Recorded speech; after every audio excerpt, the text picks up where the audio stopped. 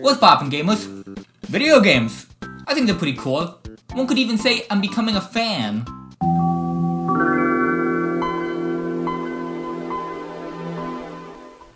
I don't know why, but I have a friend urge to learn C++. You like something, you want more of it. And if there's not enough something to fill the want, make it. That's how we got 8 billion of these things. Fan fiction, fan art, fan films, and of course, fan games. Going from playing a game to playing around with it, and using it to make something new. This can be reworking mechanics, adding new characters and stages, or in an existing game, or taking just a franchise and using it as a jumping board for an entirely new game. I find fan games especially interesting among the fan blank genre, just because they represent a kind of forbidden knowledge.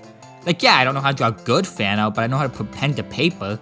A fan game though, I think triangles are involved. So why not take a look at some fan games and what can be learned from them? Why don't we get more in touch with my roots? Actually, never mind, it's right over there. A lot of fan games can be summarized with just one sentence that lays out the road they follow. A popular choice being, F it, I can do better. This is Project M, a fan game made to improve Super Smash Bros. Brawl, probably the most contentious game in the Super Smash Bros. Series. While it's died down a lot in recent years, frankly, if you're still mad about tripping 20 years later, something's wrong with you. Project M came out in 2011 when the hate was still fresh. That doesn't mean Project M the game made of hate though. More so love for the game before it, Super Smash Bros. Melee. Probably the most respected game in the Smash series. The bulk of problems come from how different the two are. Melee is all about hyper-fast gameplay, with players pulling off constant, near-frame perfect inputs. Brawl though is more methodical. It slows down the gameplay and strips away a lot of the advanced tech, leaving players to use the more limited movement options to find openings in their opponent's defenses and exploit them for devastating punishes. It's not necessarily worse, just literally the exact opposite of what competitive Smash players wanted. Hence Project M, tightening up the controls and adding back a lot of tech like L cancelling, moonwalking, and of course the wave dash. All in the name of making it more like the fast-paced games players loved. Mario Kart. Now I'm not exactly what one would call good at Smash Bros. I can win against other casuals, but stand right at the top of how skilled someone can be while refusing to learn a single tech. Still, I can definitely feel something's different when playing Project M. It's like playing Brawl from an alternate dimension where everything's just slightly off. Even if I haven't mastered how these characters move, I know it's not this. Which at the very least makes Project M an interesting experience. What I can definitely tell though, is Brawl doesn't have Roy. This is the biggest reason for the layman to try Project M. New with there being a whole host of new stages, alternate costume, music, and the return of Roy and Mewtwo from Melee. There were even plans for Project M to start adding wholly original characters, like Knuckles, Isaac from Golden Sun, and Lyn from Fire Emblem. In 2014, the game was growing at a rapid pace, with over 3 million downloads and multiple tournaments in the works. Then 2015 came. Nintendo was in discussion with Twitch to host a Smash Tour, an official tournament series for Melee and Smash 4. This would greatly grow the Smash community, but one of the stipulations with Twitch, completely scrubbing Project M from the platform. This deal wasn't even made public until years after the fact, so people couldn't do anything to defend against Nintendo taking the game out behind the barn. All they knew was one day, Project M disappeared from Twitch, and soon after, the Project M team announced they were ceasing development. And if that's not bad enough, Smash Tour didn't even f***ing happen. While it's never been explicitly said this is why Project M shut down, the two events were close enough together that it's likely the Twitch ban was at least one of the many nails Nintendo drove into Project M's coffin, having tried numerous times before to hinder its spread. Thankfully, the story doesn't end with Project M. Just a few years later, a new dev team would take up the mantle with Project Plus, continuing on Project M's legacy with new balance patches to this day. And Knuckles. Nintendo still tries to kneecap Project Plus at every turn, of course. A lot of the time when it's set to be a part of a larger fighting game tournament, the Nintendo ninjas will send a cease and desist the tournament's way and get it removed. But thankfully, someone in the area always just so happens to have a space prepared and all the necessary equipment to organize their own Project Plus tournament last minute. Must just be a lucky community, I guess. Project Plus is maybe the best Smash fan game, just because of how finely tuned it is for competitive gameplay. But what if you don't care about competitiveness, and just want a Smash game with a little more That's the end of the sentence. And where Project MEX Remix comes in, with everything Project M, but more. More music, more stages, more costumes, more characters, a lot more characters. 119 total characters. New Echo Fighters like Shadow and Big Boss. Backports like Joker, Hero, Sephiroth Cloud, Pyro and Misra. Smash Originals made playable like Fighting Alloy Team. And even more wholly new characters like Squall, Sub-Zero, Saiyans, Isaac and Lin finally finished from Project M. Motherfucking you know Ukami. I have no faith this game is balanced at all. It's not even really a cohesive project like Plus and M. Those had dedicated dev teams, while MEX Remix is more of a curation of the best mods the organizers can bundle together. There were definitely some broken characters. And some broken characters. But who gives a shit? You don't play a game like this for a competitive experience. You play because it's just hella fun to see what happens if you smash these guys together. Seeing what happens if you pit New 13 against Mr. Game & Watch. Even outside of characters, it just feels like there's a never endless amount of tiny details to discover. You'll randomly start hearing the Halo theme, or find that the Star Fox SNES stage has no bottom blast zone, so you can force an approach to under the map. Or even just that, unlike Ultimate, the Pokemon actually have their shinies as alternate costumes, and they even play the shiny sparkle. There is so much content, it's not even recommended that you play Project MEX Remix on an official Wii. But f*** you, no one tells me what to do. And you know what? It works damn fine. Plus, it just feels cooler to play fan games on official hardware. A console has its set software downloaded from an official store or loaded on an official disc. So playing anything else? Sound the rebel alarm. But what if you're looking for a mod that adds an unfathomable amount of content to an old Wii game with a competitive community that has stood the test of time and is actually built to run on official hardware? Well then, lower your standards, Mr. Specific. In like 5 minutes, because that's exactly what Mario Kart CTGP Revolution is. It adds 3 metric tons of tracks to Mario Kart Wii. More than any reasonable person can play. You could play this game for over a dozen hours without repeating a single track. They're not all winners. Around the 25th time falling off Aura Metropolis, I f***ing lost it. Sheer numbers game though, you're coming out on top in terms of quality. The best part has to be just how creative the track designers can get. Standard Mario Kart, you more or less know you're getting a safe, if not solid, Nintendo approved experience. Here, there are just so many different creators throwing whatever at the wall. Sometimes it's understandable like Dark Matter Fortress, based on the Dark Matter from Mario Galaxy. This could conceivably be in Mario Kart. Other times you get Wolf Castle. It's based on wolves. Or even the track Cruel Angel Thesis. I mean, it's not bad, it's just, I didn't expect it to be Evangelion. If the original tracks aren't your speed, you can change the speed up to 200 cc's. But if they don't suit your taste, CTGP Revolution includes almost every official Mario Kart track, before, during, and after Wii. Meaning Mario Kart Wii is finally playable with the addition of motherfucking Baby Pork, baby! Greatest track ever made! No matter what happens, I'm having a good time when I'm at Baby Pork. I don't care if I lose. I don't care if I get hit by 7 blue shells. I don't care that my wife cheated on me, because she cheated on me at Baby motherfucking Pork. She's not allowed any score zones anymore. Like Project Plus, CTGP Revolution also has a fairly active competitive scene. Unlike it though, this doesn't come from people looking for an improved version of Mario Kart Wii. They're just looking for more of a game they already love. This Mario Kart Wii is kinda like the Melee of Mario Kart.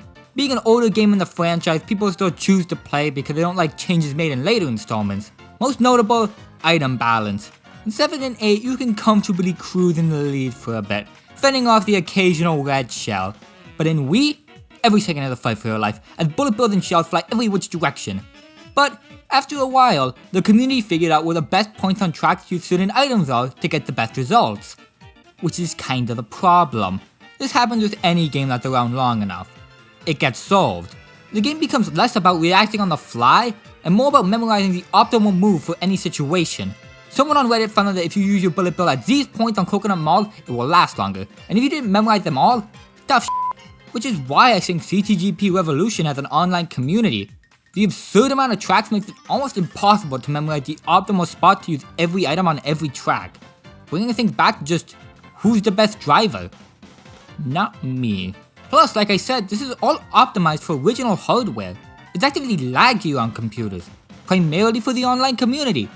Good luck making an anti-cheat that works with Dolphin Emulator and isn't just spyware. Computers just make cheating too easy. So who needs them? Everyone go back to the Wii using its anti-cheat. It's not perfect, but it's my favorite kind of good. Enough. Unsurprisingly, there are a lot of Mario fan games in general. People make games for things they're a fan of, and he's Mario, who doesn't like him?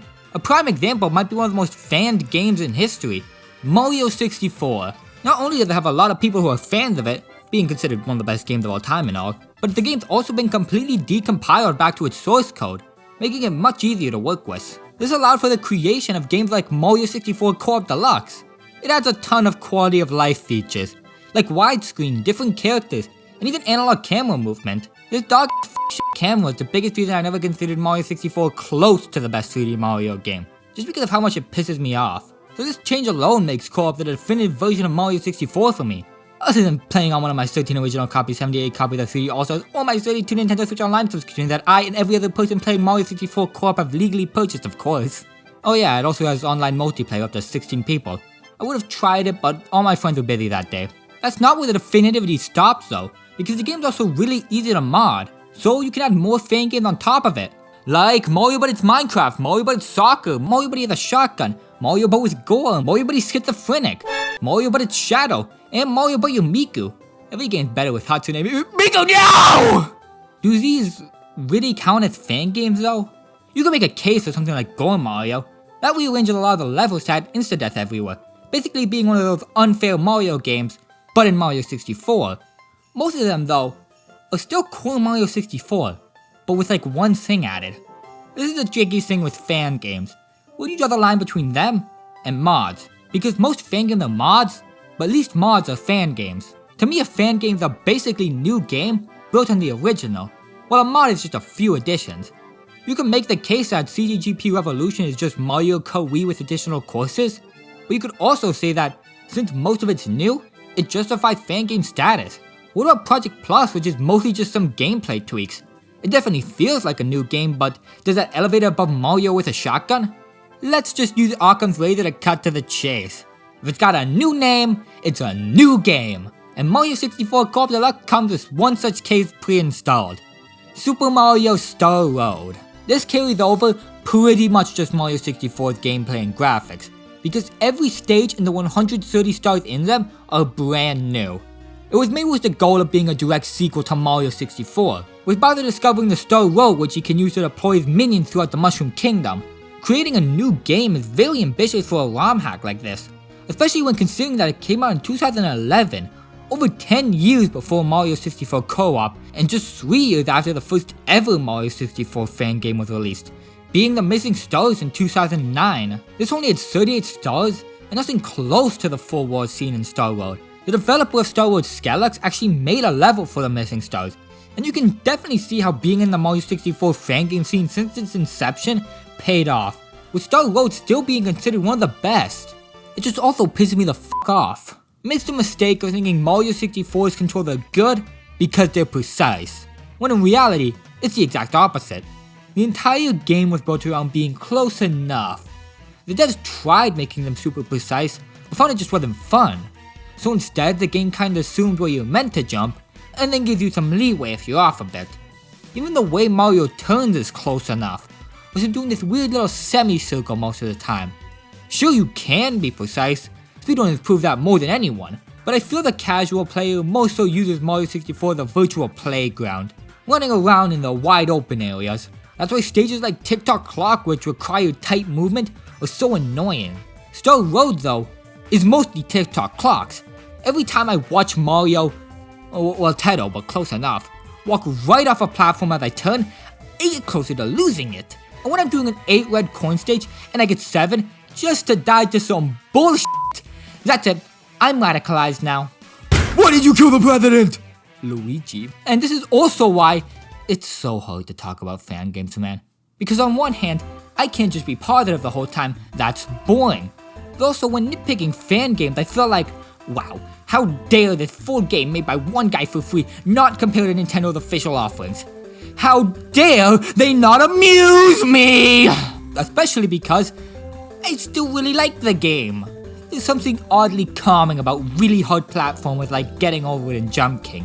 Like, yeah, I'm pissed off, but in a Sisyphus must be happy kinda way, where I just have to keep throwing my head at the boulder until it gives in and rolls up the damn hill. Because when I find an easy star, I feel like I was spared by the grace of God. But when I manage to get a star, even though it was unfairly difficult, I feel like I am God. There's also just the fact that I'm not the target demographic for Mario 64 fan games.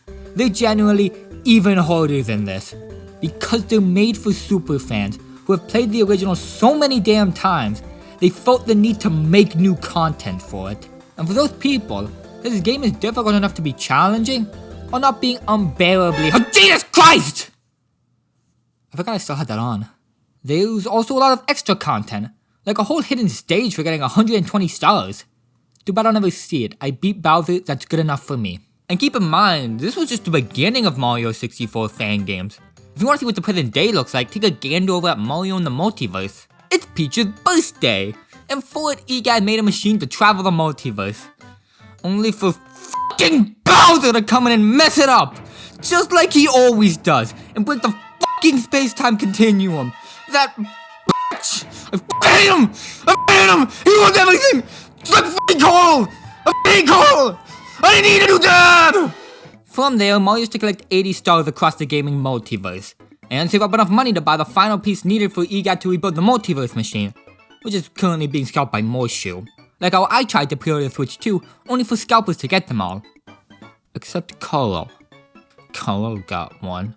Each stage gives Mario a new ability based on the game it's from. What's cool is it's not just the same 5 franchises you would expect from a crossover. Sure, you have stuff like Splatoon giving you the ability to turn into a squid, but you also have Hamster Ball PC's Hamster Ball, and Esteemed Mortal from The Walking Dead Saints and Sinners. Even Shotgun Mario returns in a Doom level. Each stage is made by a different developer, and I'm really glad they were, because it allows the game to become something that can only be made by fans. Even just ignoring the fact copyright exists, you'd be hard pressed to find a collab bringing together such a wide range of franchises. Even in the levels themselves, these devs managed to think outside the box. My favorite is the Pokémon world by SBK. Close your eyes for a second and think of what areas from Pokémon would make a good 3D platformer. You might have thought of the Distortion World, Sky Pillar, even Victory Road. But no, SBK went for Equitique City, probably one of the most chill areas in any Pokémon game. And it completely works. It feels nice to just run around this cozy town, taking a break from fighting zombies to herd Miltank. This stage also breaks the game with Dragonites Fly. Alone, it's not too powerful, launching you high into the air, but the power-ups aren't locked to the stage, they're a permanent part of your repertoire. And once you realize you can mix Dragonites Fly with the gliding of Battle for Bikini Bottom's Bubble Hat, every platforming challenge becomes optional. You can even further combine it with Doom's Shotgun to get more height. This whole game's also just polished to a T. It's a beautiful culmination of the Mario 64 modding community's 10 plus years of history. But culmination doesn't mean a stop. Things are just beginning. If Star Road's the past, Multiverse is the present, modder Kaze is taking us to the future with his upcoming game Return to Yoshi's Island. Look at this. This is Mario 64. Not Mario 64 DS. This is Mario 64, and it runs on a Nintendo 64. Even Mario in the Multiverse can't do that. Hell, it took years for someone to get Star Road working on an N64. But this already does. Because that someone was Kaze. Kaze has made it his mission to optimize Mario 64 as much as possible. You can watch this quest on his YouTube channel, with him using such tricks as the Nintendo 64 being able to render a lot more polygons if they're not overlapping, causing him to keep most of his level geometry on the perimeter of stages. Or, I don't know, finding a f***ing hidden megabyte of RAM in the Nintendo 64. He actually found a way to download more RAM, by hijacking a megabyte usually only used for rendering. 1 megabyte might not seem like a lot, but when you can Google how much RAM did the Nintendo 64 have and see 4 megabytes internal and 4 with the expansion pack, discovering that the hidden 9ths is a big deal. This has made Return to Yoshi's Island one of the most anticipated Mario 64 fan games ever, because with it comes its engine for anyone to use. A new age of Mario 64 fan games is coming, and I don't see it slowing down anytime soon. What do you do when you still can't squeeze any more power out of the original game and its systems though? Why not start again? This is the fan remake, Not necessarily making new game content, but taking an old game and fixing it up to remove problems the fanbase has with it. And yeah, adding new content. When you're already doing that, how can you help yourself? A prime example of the fan remake is AM2R, Return of Samus, or another Metroid 2 remake. Return of Samus is a bit of a black sheep for the Metroid franchise, in that it's bad. I'll see myself out. Really, it's because Return of Samus is more linear than the other games, which are built around the player having access to the whole map from the get-go, but needing to find the right abilities to reach certain areas. You know, like a Metroidvania. Return of Samus, however, is more or less a straight line, but the game is still important to the Metroid story. So over the years, a lot of people have tried to tweak Return of Samus to make it more palatable to newer Metroid fans, ultimately resulting in AM2R. This game adds new abilities, tighter controls, extra areas on top of the existing map, and a map. It really had everything going for it to be the definitive version of Return of Samus. Except time. Released only a year later, we have Samus Returns on the 3DS, a non-fan remake of Return of Samus. The game doesn't outright replace AM2R, they both try to make the game less linear in different ways. AM2R adds new areas on top of old ones, while Samus Returns more densely packs the existing map. This combined with different controls with AM2R honestly feeling more intuitive to me, there were legitimate reasons to play one over the other. Which is the exact opposite of what you want to hear after spending millions on game development. So AM2R was swiftly replaced, not by Samus Returns, but by a DMCA takedown, leaving no other Metroid 2s, but Nintendo's. If we're going purely for making Return of Samus more accessible to more people, it's definitely better to be on an official Nintendo platform than some sketched out website. But it's best to have multiple ways to access it. It also just sucks to have all these people's hard work flushed like this. But in the real world, I have to recognize there's no way any video game company lets a free remake release so close to the official one they're trying to sell. If we're talking sketched out websites making games more accessible though, you can't do much better than the Flash game. No need to download a file with 18 viruses, you can just play the game online and get 17 Trojans. If you look up blank Flash game, you're in for a solid 6 minutes of fun. That's really all they're made for though. Cheap thrill rides to play in the back of class. With one notable exception, a Flash game that has its own incredibly dedicated community that in some ways rivals the original series it comes from. Oh hey, it's Smash again. Super Smash Flash 2. This is pretty much a full Smash Bros. Game in Flash. It does lack a lot of Smash characters, but it makes up for it with new additions like Tails, Lloyd from Tales of Symphonia, and Monkey D. Luffy, who I'm obligated to main as the second biggest One Piece fan in town. I'd be number 1 if it wasn't for that damn big fan Stan. My favorite character though is the home run contest mode Sandbag, who is made playable. It was either the joke who's bad at everything. Even its up B requires blowing yourself up with a ball bomb. Then a tech was discovered that allows Sandbag to cancel the second part of its up B, not blowing itself up, and keeping the bomb, raising it to a viable mid-tier. And yeah, this game has a competitive community that regularly hosts tournaments. It even has multiplayer on one keyboard for the back of class crowd. The artwork's also really good. All the characters and backgrounds have some incredible pixel art. You can tell it wasn't actually done in a pixel engine at times. Just small things like pixels being different sizes or being rotated off the grid. But I kinda like that. It just feels like something that can only really be done in Flash because it's not the technically correct way to do things in a proper game engine. What's really amazing though, is comparing it to Super Smash Flash Not 2. This is much more what I expected. Pretty bad sprite work, weird floaty physics, all the attacks do like 50% so stocks last 4 hits. And the roster has a lot more Blade and Mr. Incredible. I know on paper a Pixar character has as much place in Smash as an anime dude, but in a game full of anime sword fighters, Ichigo just slides in better. No complaints about Blade though. If you make a game, you get to include at least one OC. So much of Smash makes more sense when you realize Kirby's just Sakurai's favorite OC. Even though Super Smash Flash is not exactly the opposite of ungood, I'm still not surprised that it turned into Super Smash Flash 2. Even with the crappiest of fan games, You can feel the love that went into them. So I'm not surprised that in the 10 years between the two, the creator Gregory McLeod managed to turn Super Smash Flash into one of the most polished fan games out there. The only real problem is, you can't play it anymore. Kinda.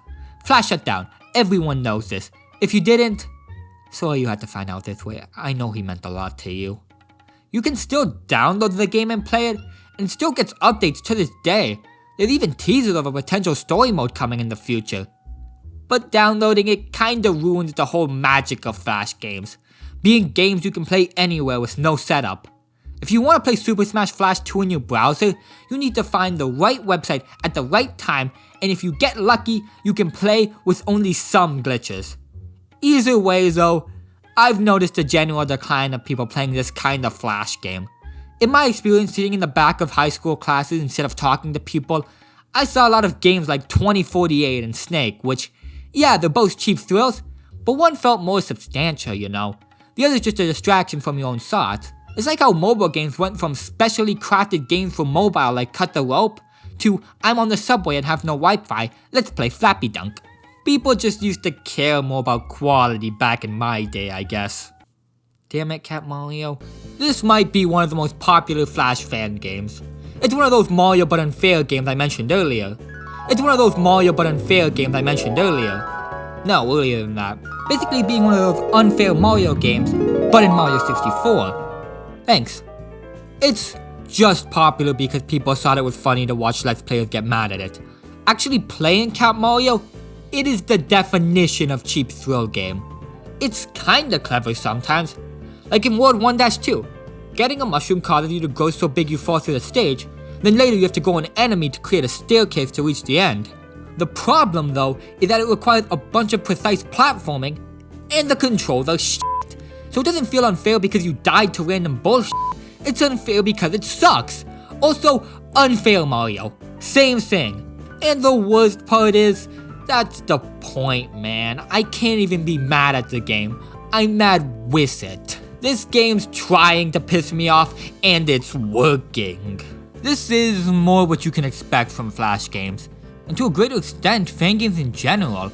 I've been talking about the highlights, but you gotta keep in mind, most fans are just random dudes. Even if they know how to make a game on a technical level, it doesn't mean they understand balancing, graphics, physics, any of the subtle stuff you take for granted. Fan games is a very throw a lot of out there and sift through it kind of space, where most games aren't anything you can recommend playing. Prime example, Earthbound Halloween Hack. This game takes place right after Earthbound, with you playing as Varric from Brandish, an obscure PC and SNES dungeon crawler. Your task is tracking a monster into the sewers, but here's the twist. When you get down there, it's full of blood, woo! You have to track down Dr. Andronauts and kill him for making the monster, but when you do, he begs for his life. If you refuse to kill him, you get transported into his mind and have to track him down and kill him in there. It's an overly edgy game for the sake of edginess sake.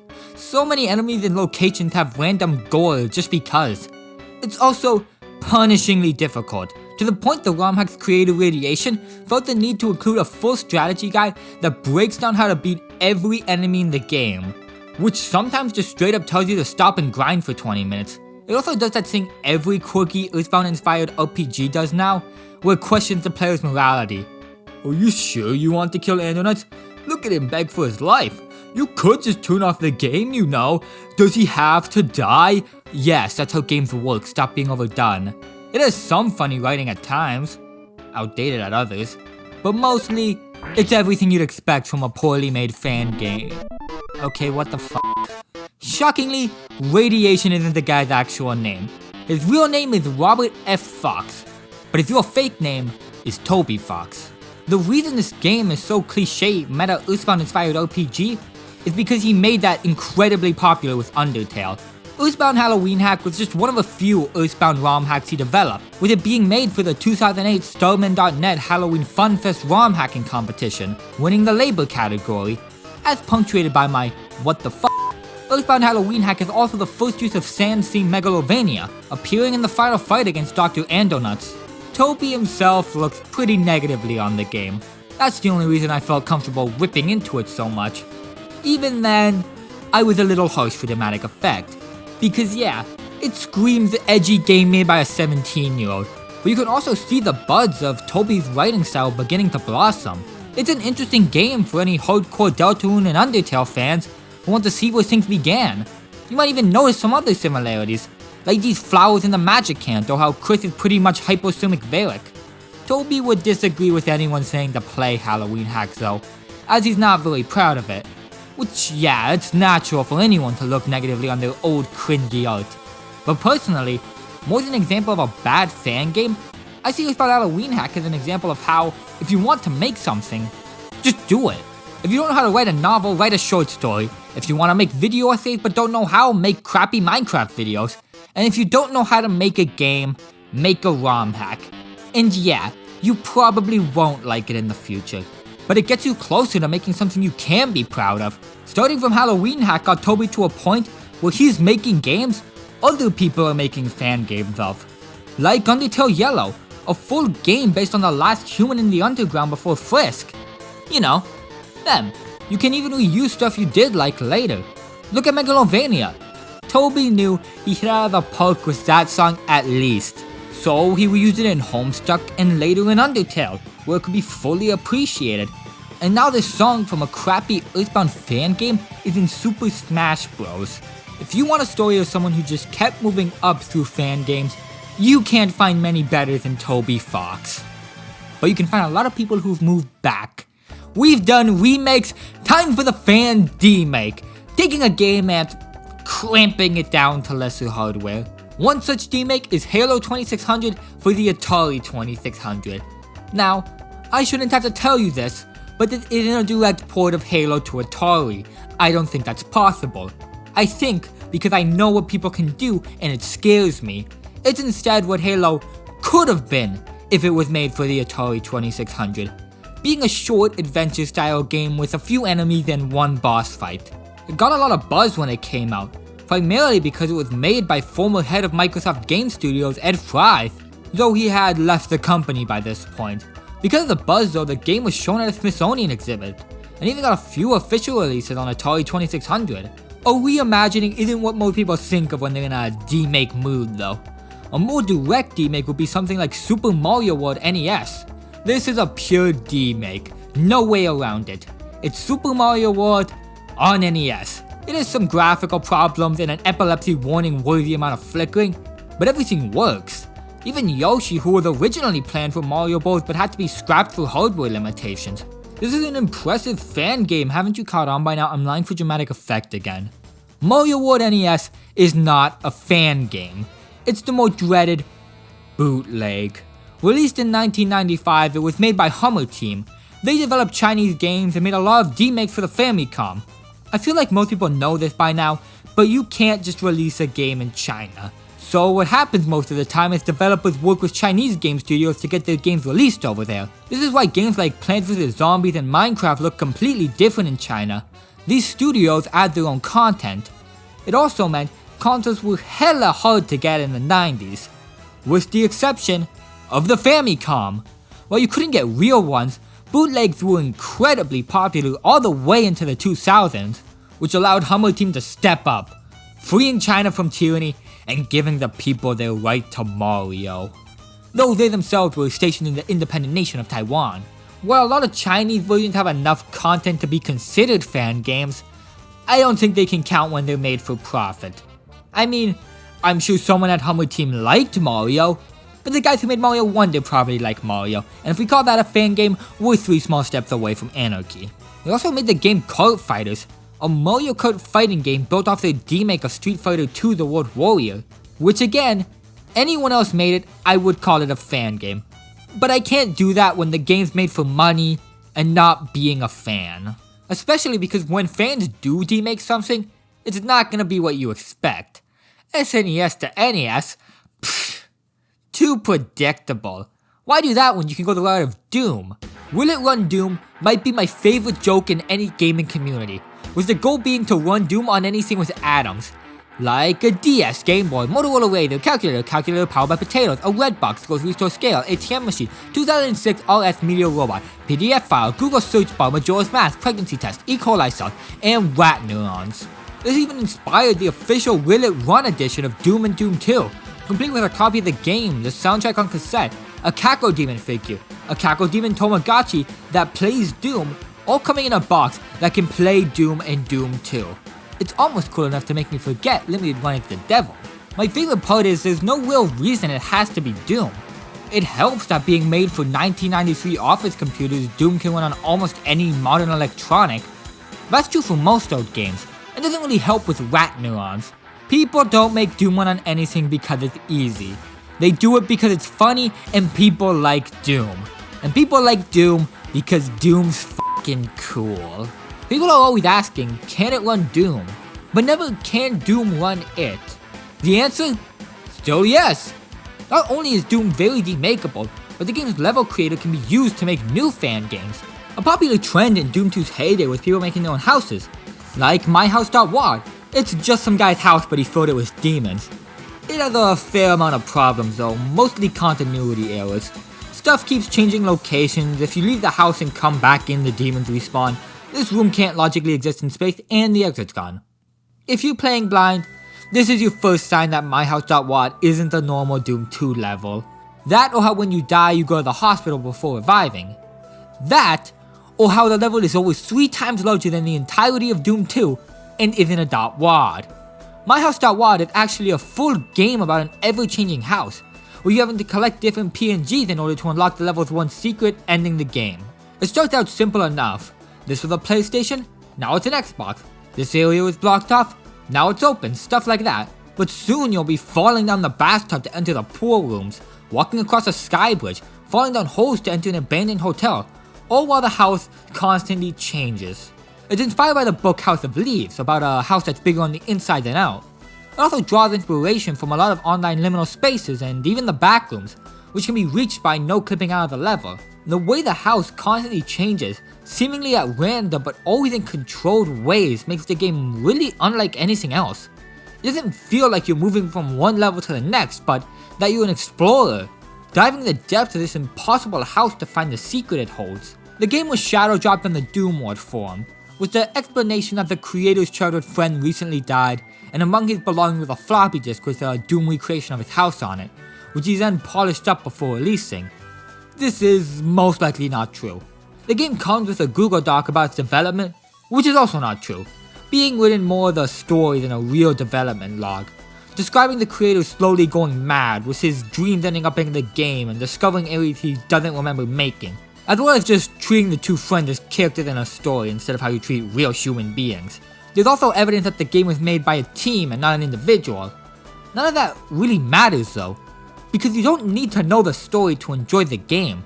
I almost enjoyed it more before I knew about the generic creepypasta story and just had the original post to go off of, because it allowed me to draw my own conclusions of this completely dialogueless game. I personally interpreted it as the struggle of returning to the house. It's always changing to show how memories of the past don't align with what really happened. You can take the easy way out and leave after your first visit, going to Doom 2's second level, but then you'll never get closure, always ending up back at the house until you decide to truly confront your past. And once you do, there's no turning back. And yes, this was all made in the Doom level creator. The map uses hidden teleports to move the player between different versions of the house when something changes. With there being dozens of versions of each area on the map, you can still go further though, because the Doom engine itself, outside of the level creator, is also incredibly versatile. Just look at the game Chaos. It's a full horror game, with completely new graphics, areas, enemies, and mechanics. It's not even a fan game, but just proof of how far people could run with the Doom engine. If you want to know how fast they could run though, it's the speed of sound. This is Sonic Roboblast 2. Much like Chaos, it's not really a Doom fan game, but a game made in the Doom engine. It just so happens that the game being made is also a Sonic fan game. There's a lot done right here. I could talk about how well Doom's making of 3D environments and 2D sprites works in a franchise like Sonic, that's always trying to mix its 2D roots with 3D gameplay. Or I could talk about how creative some of the level designs are. Sure, you have Green Hill No. 45 and Chemical Factory, but there's also a medieval castle and a Wile E. Coyote themed stage. But more important than all of that, it's just fun. The physics feel so good in a way I can't describe, because they're not precise at all. They are jank to all hell. But the way it's janky feels so snappy and fast in a way that's perfect for Sonic, like the jump. In most games, you give up a lot of directional control when you jump, but here, you almost glide, having as much control in the air as on the ground. And then there's the air dash. In a regular 3D Sonic game, this is used for tiny adjustments. If you undershoot a bit, it scoots you right over to the platform. Not in Robo Blast 2. Here the air dash feels like blasting Sonic out of a f***ing cannon, shooting him halfway across the stage. It's annoying at first, but once you know what to expect from the controls, they're just fun. Sonic Robo Blast 2 has kind of a Super Smash Flash 2 deal going on though, where you have this incredible fan game, so you decide to check out the one, and it has a lot of heart. Obviously, graphics leave something to be desired, but mostly, these are just the worst physics I have ever experienced in a video game. Sonic drops like a damn lead balloon, and it's pretty much a 50-50 whether jumping on an enemy hurts it or you.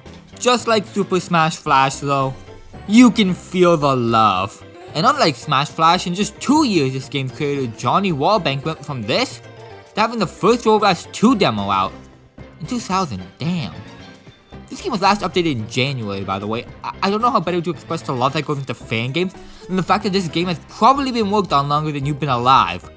Then again, that could be because your parents don't love you, and statistically the force was your fault. Not mine. It's Cole's fault. In the end, it doesn't matter which Robo Blast is more popular or polished though, because the spin-off Kart Racer eclipses them both. If you recognize this art style, it's most likely from Sonic Robo Blast 2 Kart and Robotnik's Ring Racers. While insanely popular, they've gotten a fair share of attention from YouTubers like Lazero and Salty DK Dan. They're based on another Sonic Robo Blast 2 mod, Sonic Robo Blast 2 Riders, which had a Mario Kart mode that Sonic Robo Blast 2 Kart built off of, being plainly inspired by Super Mario Kart. Then later, Ring Racers came as a sequel to Robo Blast 2 Kart. Its claim to fame was the sheer amount of characters it has. Sure, you have some obscure Sonic characters like Ray and Dark Chow, but there's also characters from other Sega franchises, like Yakuza, Persona, and even Hatsune Miku, that admittedly used to be more novel, but Crossroads can't bring in Kirby. What no other car racer can compare to is that there is a near unlimited amount of characters that can be modded in. No day one DLC needed. And it's not just the characters, you can mod basically anything in this game. From stages to items to the stage select screens. You can even change the horn sound, causing most matches to start like this. It's really easy too, just join a lobby and all the mods will be automatically installed, which only concerns me slightly as much as it should. But putting a cool character in the car can only get a game so far. At the end of the day, is it fun? Hell yeah, this game kicks ass, even if I can't finish most races. It's the same beat as CCGP Revolution or any other game with a small competitive scene. There's not enough people for skill-based matchmaking, so beginners have to fight for their life against some guy who's been playing religiously for 10 years. It's like every few months I think I'm good enough for online melee just to get humbled by some guy named the Dingler. And trust me, this is no Mario Kart. You can't luck your way into good items and snag a win. You have to fight for everything, even your right to finish a race. But that fight is so much fun. I've even seen people who prefer Robo Blast 2 Kart to Mario Kart. While I'm Nintendo's and still prefer the Mar, I would put it above any official Sonic racer. I can definitely say it's one of the best kart races on PC. And considering that it's free, if you're looking for a kart racer to play online with friends, you'd be hard pressed to find a better option. And you know what? I'm not surprised at all that it came from the Sonic community. Sonic might have the highest density of fanworks of any video game. Sure, Sonic games really sell as well as Mario, but the amount of fan games? Way higher. There's just something about the Hedgehog that makes people go crazy for him, you know. And they'll make a fan game over anything. For example, Sonic and Johnny. It's Sonic 1 with Johnny. You know, Johnny. Created by Dr. Eggman and Eggman Nega, right hand of Captain Whisker, Captain of the Robot Pirates, Razor Sonic for the Chaos Emeralds and Sonic Rush Adventures, semi-recurring character in the Sonic comics. Who could forget Johnny? It's a solid enough remix of Sonic 1's levels, Really, anything involving racing, spinning balls, and Johnnies gets my seal of approval. But mostly, I just think it's cool that someone looked at Johnny and said, "See him? That's my f***ing guy." And that was enough to get a game made. Is that the f***ing Junas theme? Hit me like a jump scare. F*** it, might as well talk about sonic.exe. This is probably the most, well, not famous, more infamous Sonic fan game. If Earthbound Halloween Hack is an example of an overly edgy fan game, sonic.exe is it perfected. It's just Tails, Knuckles, and Eggman walking, and evil Sonic says, "I'm gonna kill you," and then he does. He tries to scare you at the end by reading your PC's name. Unfortunately, I press random buttons when I set up mine, and don't think, "Ready for round 2. Good is the effect he's going for. Then it ends with a game over screen of Sonic in a giant ring. A subtle reference to how Sonic in the secret ring is literally the devil. Say what you will about how sonic.exe is cringe, but it's cringe that worked. Even if it's ironic, a lot of Let's Play channels played sonic.exe back in the day. And even now, sonic.exe remains the archetype of scary video game character online. So clearly something about him was appealing. Even if it is just among brain-rotted kids who will shit their pants after hearing scary and video game in the same sentence. Then again, I used to be scared of the dark because I worried White Hand would get me, so this is just something kids have to go through. Also, it's not really the game's fault it's bad. Sure, it's not a good Sonic fan game, but it's the perfect sonic.exe fan game. Before sonic.exe was a video game, it was a creepypasta. About this kid Tom who received a mysterious disc in the mail from his friend with sonic.exe written on it. He plays it and Sonic has blood red eyes and he killed all the other Sonic characters, and then the game turns off, but Tom turns around and on his bed is a sonic.exe plush! Woo! Also, because I see all these memes about just turning off the computer, clearly, you haven't actually read the story, because Tom does just that, and sonic.exe just attacks him in his dreams. The Bonsai Buddy shot might be the play though. This story is unsurprisingly edgy video game creepypasta perfected, but it's also a detailed description of the game Tom played, and sonic.exe recreates it perfectly, in the same way I perfectly recreated what came on my dog's ass last week. I don't know why it looks like that, he should really see a doctor. At the very least, the music is pretty good. It's another part of the game that's popular online, being a common spooky TikTok sound. It also plays backwards and forwards on different levels, and sounds good both ways, which is pretty difficult to do. This is why I can't fault the game's creators too hard, because when it comes to something that couldn't be exactly adapted from the creepypasta, they hit it out the park. Physics are still ass though. Even if I could believe there was an evil Sonic living inside an exe file, it wouldn't be one that controls like a scratch game. Recreating video game physics is actually really hard though. That's why most fan games either have shit physics, have completely unique physics, or a modified version of an existing game with the exact same physics. It's so hard that fan games can gain popularity purely for being able to recreate the original physics. This is what happened with Retro Sonic in 2007. On the surface, it's nothing special, being a single-stage Sonic fan game with a remake of Emerald Hill Zone tacked on. It was notable though because it wasn't a ROM hack. It was built from the ground up for PC, and still felt exactly the same as the Genesis Sonic games. This was the debut of the Retro engine, made by a guy known as the Taxman. I'm not doing another bait and switch, it's Christian Whitehead. Retro Sonic was the first fan game released by Christian Whitehead, lead developer of Sonic Mania. Retro Sonic was how he got his start, with him planning to make 12 zones. Along the way though, he started talking with the creator of another Sonic fan game, sonic.exe, convincing them to move their game over to the Retro engine and merge it with Retro Sonic, creating Retro Sonic.exe. Soon after, another Sonic fan project, Sonic Nexus, asked Whitehead for help moving their game over to Retro Engine, leading to him joining development and later throwing it into the mixture. This finalized the ultimate Sonic fan game crew, Nexus Team, who would create Retro Sonic Nexus, released in 2011. Because in 2009, Sega asked fans what games should be ported to iOS, to which Whitehead responded by just casually recreating a part of Sonic's CD for iPhone, and after some convincing, Sega gave him the green light to recreate the whole damn thing. This quickly became not only the fan favorite version of Sonic CD, but the fan favorite re-release of any Sonic game, setting him and the rest of his team up for the opportunity to make their own official Sonic game in Sonic Mania. This is probably one of the most well-known stories in fan game history. For obvious reasons. Your average Joe fan game creator gets recognized for his skills, given the proper team, budget, and legality, and manages to make one of, maybe the best game in the Sonic franchise.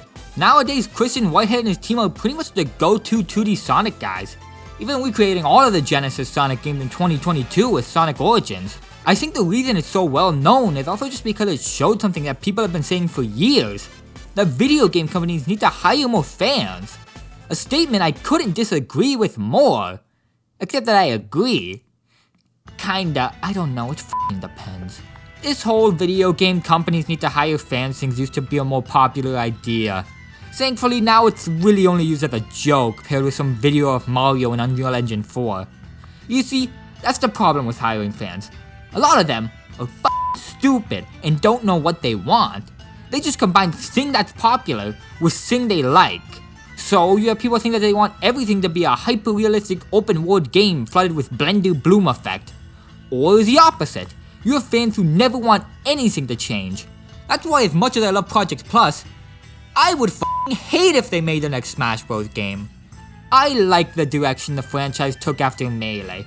Sure, it's less competitive, but as a casual player, I'm just happy styling on people with Joker. And I wouldn't get that if Nintendo hired fans who just remade Melee each time. That doesn't mean I think the Project Plus team is bad at making games, I just think they're exactly where they need to be. We live in a world where they're making their Melee like while Nintendo keeps innovating. And I want to keep it that way. But also, hiring fans can clearly work, because Sonic Mania is good. Ultimately, it just boils down to hiring the right fans, who are willing to bring their ideas and skills to the table while still keeping on track with what the studio wants. Which is literally just what most established video game studios are doing. Nintendo attributed a lot of Mario Wonder's unique choices to listening to their young developers. And like I said, I don't think it's out there to say that if you're a young video game developer who grew up playing video games, liked them enough to want to become a video game programmer as your job, and then applied and was subsequently hired at Nintendo, you were probably a Mario fan at some point. Same for Sonic, same for Smash, same for, I don't know, Call of Duty and GTA probably. It's still nice to see a company directly support the fans though. But that doesn't always have to be by going, hire this man! Look at the case of Street Fighter X Mega Man. It started out as a fan game by Xiao Zhuanghui, with Mega Man going through levels themed around Street Fighter characters. But partway through development it got picked up by Capcom, being officially released in 2012 to celebrate Street Fighter and Mega Man's 25th anniversaries. Capcom even gave back to the community a rollout by keeping it free while still providing funding for the project. Hui got funding, fans got a cute little Mega Man game, and everything worked out. Even if Capcom didn't directly give them a job, I'd still say this is a pretty big success in terms of fan games. Plus, Hui works as a battle planner for Guilty Gear now, so even without Capcom, they're doing fine. When a video game company shows support for their fandom, it can go a long way. It's stuff like this that's why Sonic and Mega Man have such a huge amount of fan games compared to actual games sold. But it only goes so far, because Pokemon still has more and Game Freak doesn't do shit. While support helped the Sonic fandom have a high density of dedicated fans, Pokémon just had a lot more fans, being the highest grossing media franchise in history and all.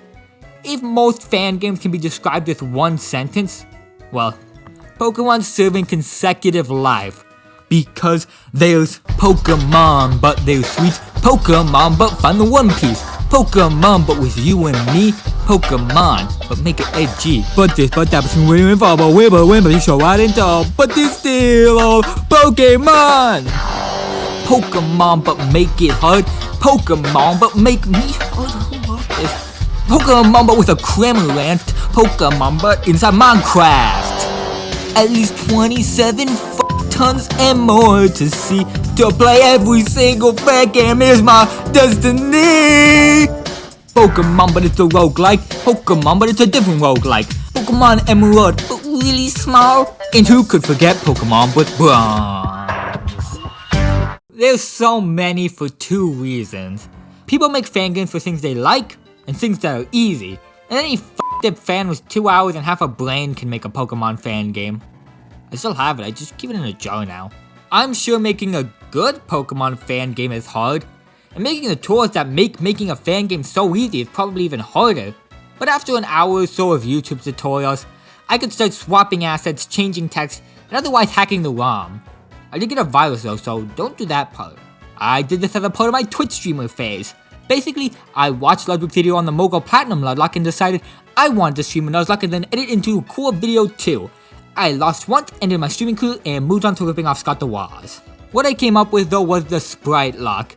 It's a riff on the Art Lock, where when you catch a Pokemon you have to draw it, and if it dies you have to draw how. In the Sprite Lock though, instead of drawing it, I would make a sprite of the Pokemon and then mod it into the game.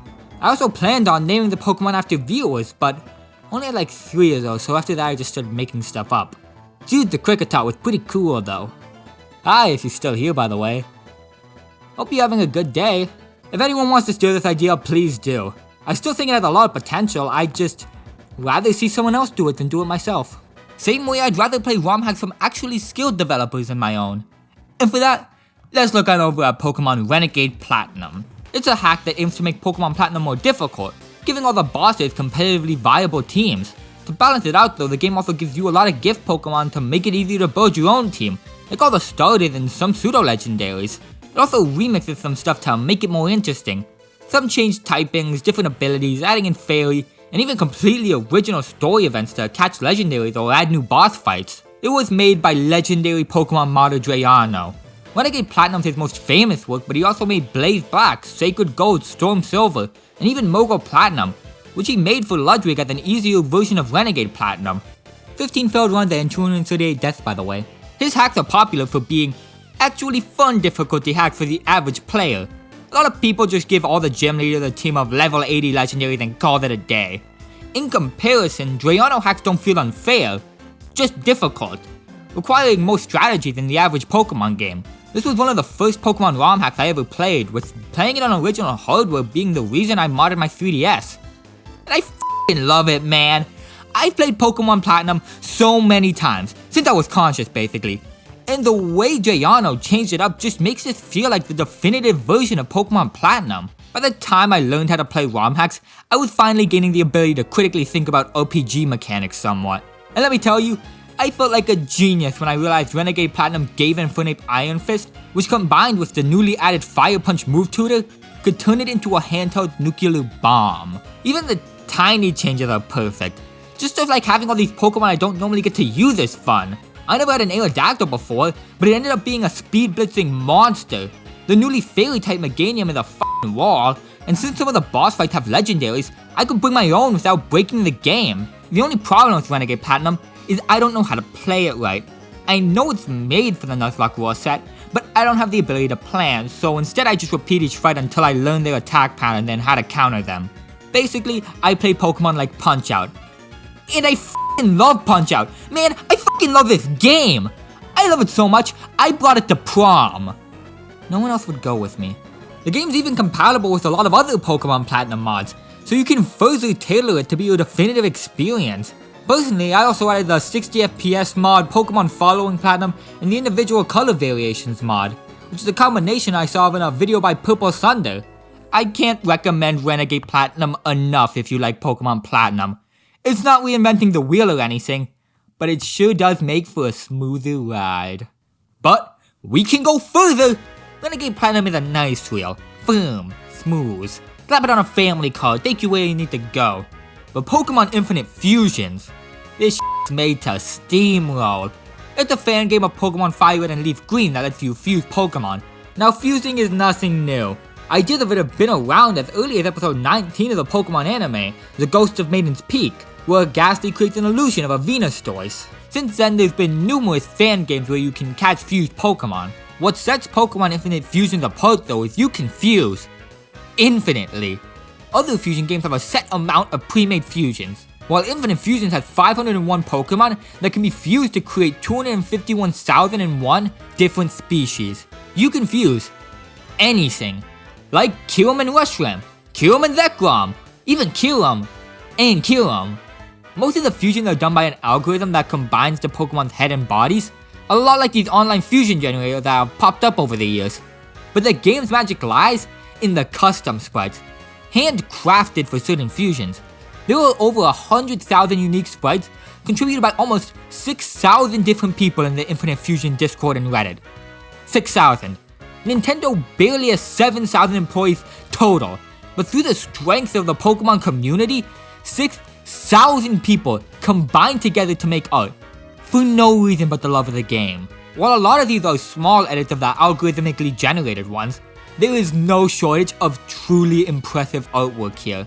Like this gooey Duosion and Charizard made by Mushroom Knob, the Tank King Omastar Metagross by Blackfrost, who's not just cool, but also a complete fucking wall, having the defense stats of Metagross with the ability of shell armor. And my personal favorite, Kofagrigus/Volcarona by Milchek, who just looks raw as hell. And because I know like half of you just got confused, algorithm.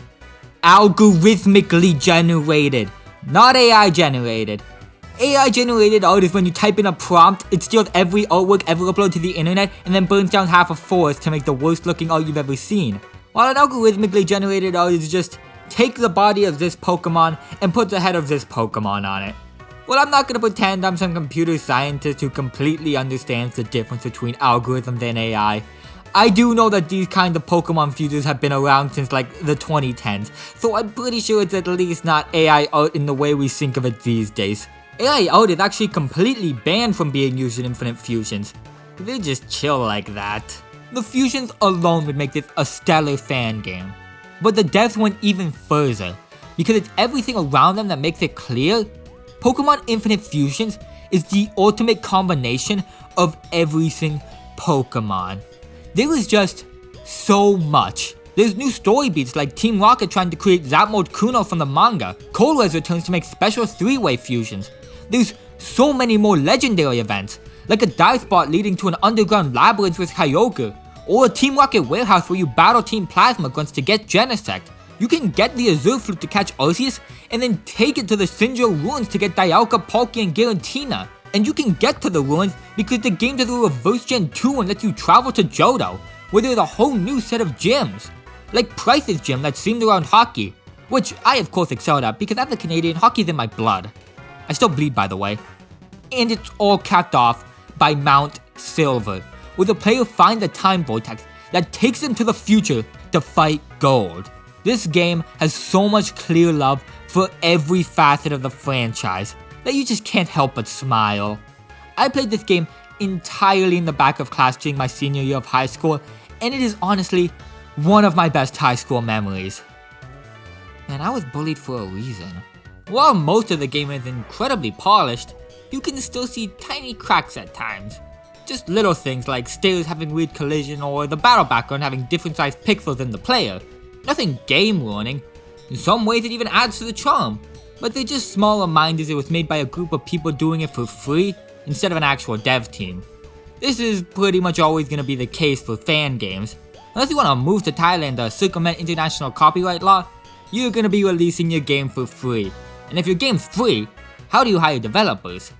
I don't know, but Alpharad did it anyways. This is Super Mario Mon by Too Many Types. It's a 2-for-1er, being a Pokemon Emerald ROM hack where you capture Mario enemies. It was made by YouTuber Alpharad, except by made I mean hired people to do it, resulting in one of the most high quality fan games I've ever seen. You may think at first, okay, so this is Pokemon Emerald, but Mario. But no, it started out that way in 2021 being inspired by Sonicmon, which is undoubtedly Pokemon Fire Red, but Sonic. But over development, it evolved into what is a wholly original game, but in the Pokemon Emerald engine. What was most interesting to me though, as someone who's been a fan of Alpharad for years, was that I could really see how his opinions on Pokemon shaped Mario-Mon. They believe it's always better when you give players more agency, so the first thing you see when starting Mario-Mon is a huge customization menu. He doesn't like how the story in Pokemon takes away from the gym challenges. So in Mario-Mon, the two move concurrently. He's a big proponent of hacking in rare candies, so Mario-Mon gives you infinite candy and instead has a level cap. The humor is also very YouTube, if you know what I mean. It's a lot more tongue-in-cheek and referencey, something most games would struggle to do without being annoying. But because it's Alpharad's humor, and the game's made for Alpharad's fan base, it completely works. Now, not all the changes are perfect. The infinite candies thing especially feels like a sort of band-aid fix for not having the level scale naturally. There's also a toad and cap center that automatically raises Mon to the level cap, and if you're not careful when doing this, not only will you end up over-leveled until the next gym, but you'll skip over any moves the Mon would have learned. I don't know if it would have been possible, but a menu to choose moves from the in-between levels would have been nice. Still though, I vastly preferred having the candies over not, because it meant I could more freely replace my team without worrying about the new guys playing catch-up, which is good because there's so many cool Mons here, who I have no idea what any of them do. And that's my favorite f***ing part. This game did something no other Pokemon game except Pokemon Platinum has done for me. And that's making me feel like I'm playing Pokemon for the first time. And Platinum's cheating, that was the first time. Everything Pokemon Sun and Moon and Prior is drilled into my very soul. Saying I have it memorized is like saying I have walking memorized. It's not a thought, it's a reflex. Even with the newer games, I know enough about Pokemon's design language to get the gist of what a guy does at a glance. What the f does Sniffit do? Well, I can find out, because I can try everything so easily. And once I did figure stuff out, if Glooper Blooper was a real Pokemon, he'd be in my top 10. As the #1 Big Stall fan,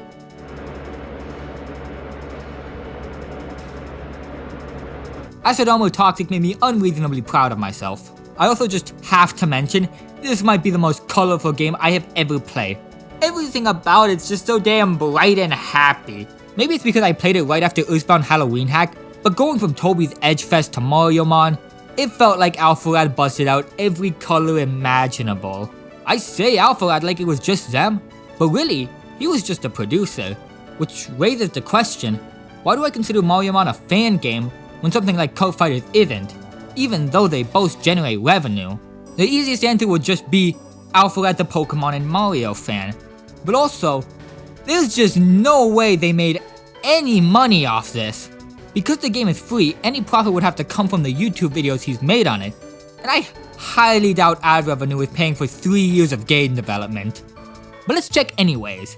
They've made 3 videos about Mariomon so far, with a combined total of 3.2 million views. Let's compare that to my channel. Well, I don't have anything close to that. My most viewed long form video does have 663 views. So doing the math, Alpharad made 14,932.1 parents disappointed in him. But, is Mariomon a peak? Looking at all these Pokemon but something are cool, but what we haven't seen is Pokemon, but it's in a class of its own. And if that's what we're looking for, there's only one real option. Pokemon Uranium. This is Pokemon but nothing. Pokemon Uranium, in all ways but official, is a completely new Pokemon game. It takes place in the Tandor region, 10 years after a nuclear reactor meltdown kills the protagonist's mother and mutates the local Pokemon. This is the closest thing you could consider a but, with it creating the nuclear type. It's super effective on everything in exchange for being weak to everything and Pokemon with it having a chance to disobey. It's like when you leave your baby in a hot car, except nothing like that. Nuclear Pokemon don't feel out of place though. They don't scream fan game. Instead they feel like any other regional gimmick. Sure, Pokemon disfigured by radiation is probably outside of Game Freak's reasonable child friendability scale. They could just say an evil team closed the door to Pokemon's heart to make them stronger and oh look, that's not Uranium, that's Pokemon XD Gale of Darkness. It's not even like the story's some super edgy dark fanfic. The more mature themes are done in a way that feels like a natural extension of Black and White trying to age up the franchise, while still keeping a generally light tone. That's where Pokemon Uranium really excels in my opinion. It all feels so natural. Even the best games like Mariomon stand out. You can tell it's a quick bite-sized experience made for streamers and nuzlockers. But Uranium? It has everything you'd expect from a Pokemon game. A fully fleshed out region with its own lore, culture, gyms, evil teams, hell, new mega evolutions. And of course, the 160 new Pokemon. Pokemon that managed to follow the Pokemon design language. I can tell what each one's type and playstyle is just by looking at them. With some minor polishing, this could slot right in between Black and White and X and Y.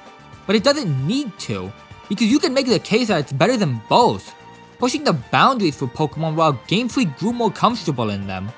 The game is so good it almost won a Game Award, being nominated for the 2016 Best Fan Project along with AM2R. This makes it all the more impressive that it was made by one guy. Involuntary Twitch, with some help for art and music, painstakingly crafted this game over 9 years. It's not even a ROM hack like the others. While it draws from black and white, it was developed from the ground up in RPG Maker to better expand on the mechanics. You hear that?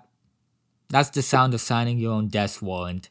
Not even 2 weeks after release, Pokémon Uranium was slapped with a DMCA takedown and taken down. When I said Game Freak doesn't do shit, I mean to help fan games. They will gladly step in to harm them. Hell, them and Nintendo couldn't even let the Game Awards have a fan games category, considering they got it shut down by striking half the f***ing nominations. I've been flirting with this idea for a while, but it's time to start the makeout sesh. Fan games aren't exactly legal. A lot of fan games are able to get around this though by being ROM hacks.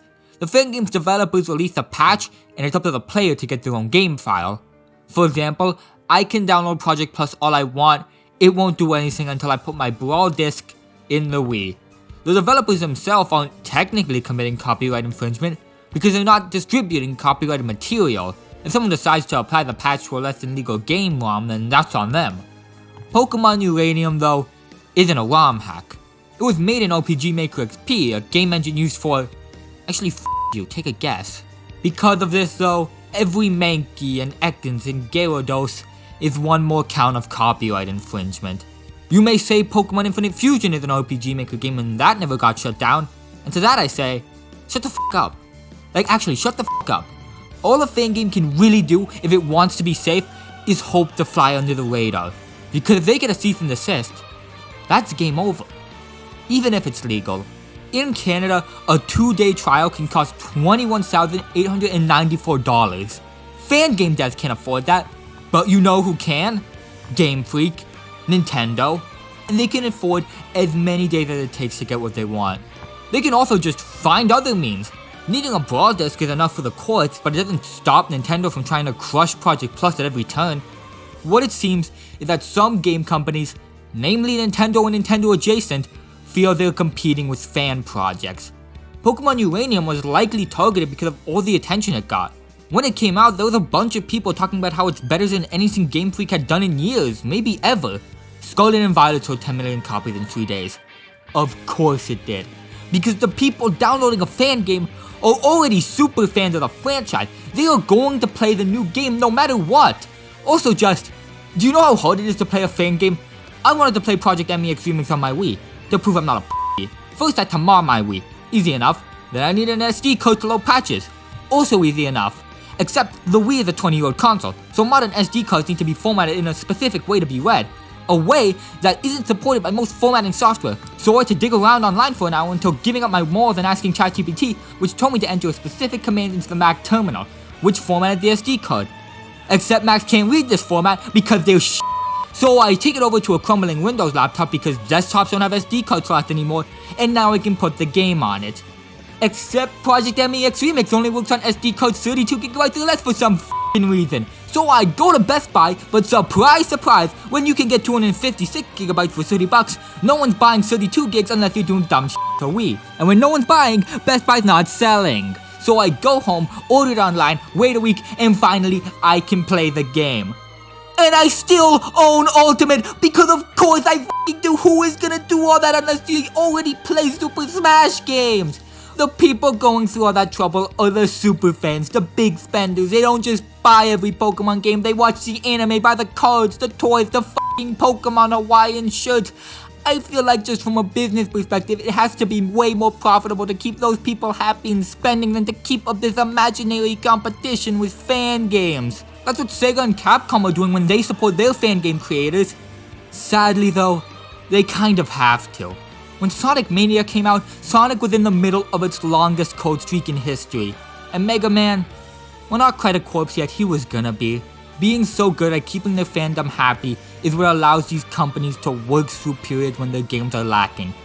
But then you look at Nintendo, the game studio most protective of their IP, most likely to shut down any fan project. And sadly, they keep making masterpieces. And even if we want to criticize Game Freak and modern Pokemon's quality, sales speak for themselves. They can afford to let you go f yourself. That's why if you're making a fan game or see a fan game in development that you want completed, just shut the f up. Obviously you have to promote it a little bit, but keep it low key. Once it's out though, flip the f***ing switch, spread it as much as possible. Once a fan game is out and people have started playing it, it becomes so much harder to make it disappear, because people will spread it on their own. Uranium was shut down 10 years ago, here's me playing it. I didn't download it back then, but I have it. Game Freak got the official download page shut down, but fans spread it themselves, and they're still releasing patches and bug fixes to this day. Just get it out. Finish it, get it out, and hope the internet can do its thing. Because if people like something, they'll want to protect it. And fan games definitely deserve protecting. They're able to take a game and inject so much creativity, pushing them in directions the official series never would or never could. And even when they're complete dog shit, after feeling the pure heart radiating from all these games, I can't justify any of them being shut down. I don't care if Nintendo or Game Freak or whoever sees them as copyright infringement. I don't give a f if they are copyright infringement. I want them to exist. Because I'm not just a fan of games. I'm a fan of game fans and their fan games. I look at them and am filled with nothing but love. Why can't I move? Am I seriously boxing by a fucking NPC? What the fuck? Man, f this. I'm a video game hatter now.